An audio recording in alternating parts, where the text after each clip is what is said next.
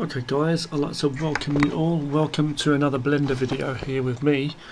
In this video we're looking at something special and I'm going to make it very quick. This is rough art. It's nothing major like amazing art. This is again another test. Like recently I've been doing many art and animation tests because behind the scenes I'm planning some really good animated shows and stuff with better art and animation. But I've been trying to work out some different ways of integrating the 3D power of Blender, this software, to help me with my 2D animations. Now, what you're looking at here is basically what you can see here is this was all made in 2D basically. The building it's the same image. It was just one image. I imported the image, and I'll try and show you that now if I can. I drew this image here. Okay, I drew this just really rough and simple on my computer using Krita, the art software which I love to use.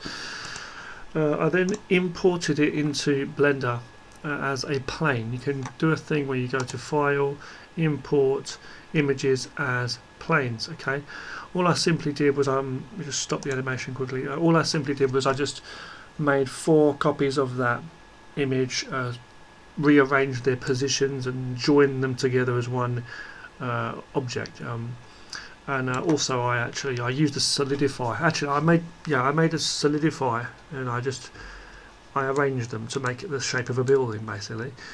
So I used the solidify modifier, stretched it out. It had 2 sides. I made a duplicate of that and stuck them together so it had 4 sides. Then I just went into the sculpting mode and just had a bit of fun. I thought I'd just smash these buildings up a little bit. Doesn't look really that amazing. It's just a rough thing, okay. But what I thought is, okay, now what I wanted to do is I've not done any sculpting on the building really, like pushing the windows in and stuff like that. I've not done any extrusion or anything.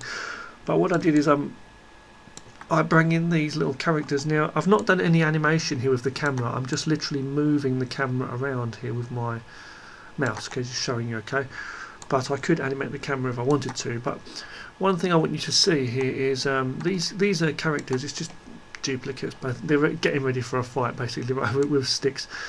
Just simple scribble pictures. I've done 3 or 4 frames of frame animation. I made these as PNGs, so they don't have backgrounds on.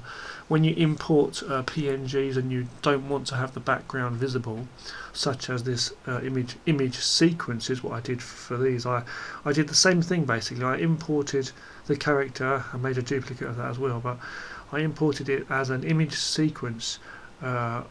Basically, I imported as planes, so the same way as the building basically.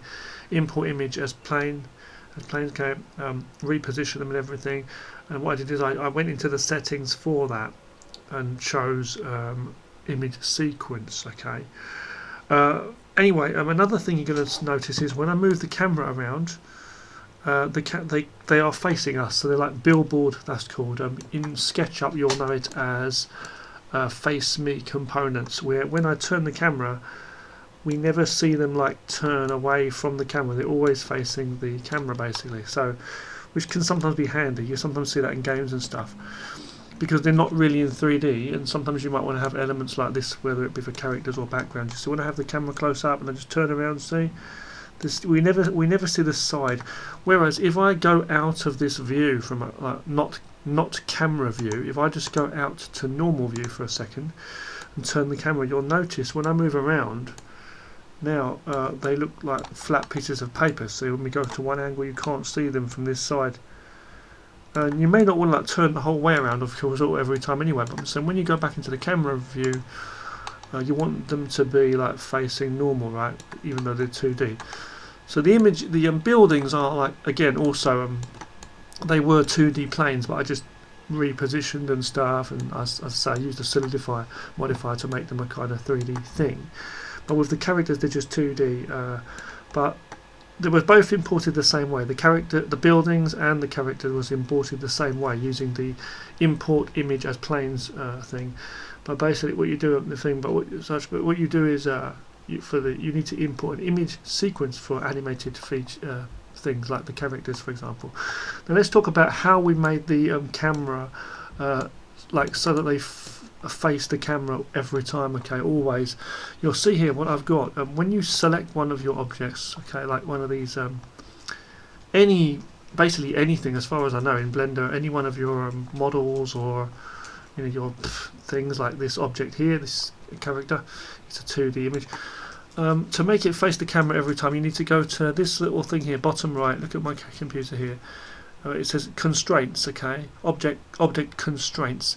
You need to go to the features and choose locked track, okay, locked track, choose that, and then you need to, for the target, you select your camera. So you must have a camera in the scene, obviously. I prefer just using a single camera. And then what you need to do then is you need to lock to Z, okay, or Z, okay, and then target to Z, sorry, target to Z. But then for the lock below that, you need to choose one of these. So I've got Y selected here. Now, if I wanted to add another constraint to this, for the next one I would keep everything the same, but I can add another constraint. I could add another one now. And what I would do then is I would select X. So I'd have one for X and one for Y. And then when I turn the camera like up, for example, like here, he would like face up and like always face me in every angle. But I've just got one here just to show you. One more thing I want to just say quickly about the textures, okay. These characters here, okay, that I've brought in as PNG images, as I say, and the image sequences. I'm going to take you into the shading tab for a second and just look at the image for a second. These characters, okay, let's go into the shading first here and look at it. If I click on this, and you may not see it straight away, it says world here, so let's go down to object, okay, zoom out with the scroll wheel and take a look at our image of what we've got here. Let's look at the features. So once I imported it as an image, import image as plain, it will come in like this, okay, when you go into the textures. And I want you to look at this, so what I've got here set, okay, very important, okay. Image sequence, you must have it under image sequence, obviously.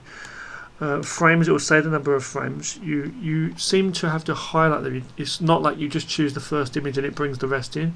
You literally have to highlight all the images you want when you import them, okay, so remember that. Another thing you want to choose, okay, is this here, cyclic, okay, cyclic, this one, otherwise it won't loop the animation. If you want it looping, you check cyclic. Another thing I want to do now just quickly is go down to the textures on the right hand side for this, okay, context, materials, sorry, this little sphere, checkered sphere thing here. Notice how under settings for this image, on the right here I have blend mode set to alpha clip. You must have that on alpha clip, because if you don't have that set, the background will be showing, it will be black, so you want that transparent background, so that's why you do that, okay. Select alpha clip. Just remember that, and have, as I say, under the materials, under the shading tab, don't forget cyclic is for the looping of the animation too. Remember image sequence, remember select all of your images when you bring them in, and that's basically all there is to it, basically. And don't forget, you can also animate your camera as well once in the timeline. So if I wanted to, I could just animate the camera. Another thing I want to say, just really quickly before we go, is remember the camera. If you want to have the view on your camera when I click in here, let's have a look. Like the view, like you can, if you want like your camera view to be moving like I am when I'm looking through here, the same as normal, and not to fly away from camera view, by when you toggle between camera view and normal view, like here on the top here, when you're in camera view, if you want the camera to move like this naturally and you follow the camera with the view, you need to go open up this little tab or press N and then select here lock camera to view, because if I don't have that checked, you'll see how it just flies away from the camera like this. If I choose lock to view, it works. Okay, so I want to say thank you for watching this video, guys. Okay, take note of this, watch this video again if you're confused. Don't forget you can set different backgrounds, and you can also use videos as planes, which is amazing too. Thanks for watching, take care now.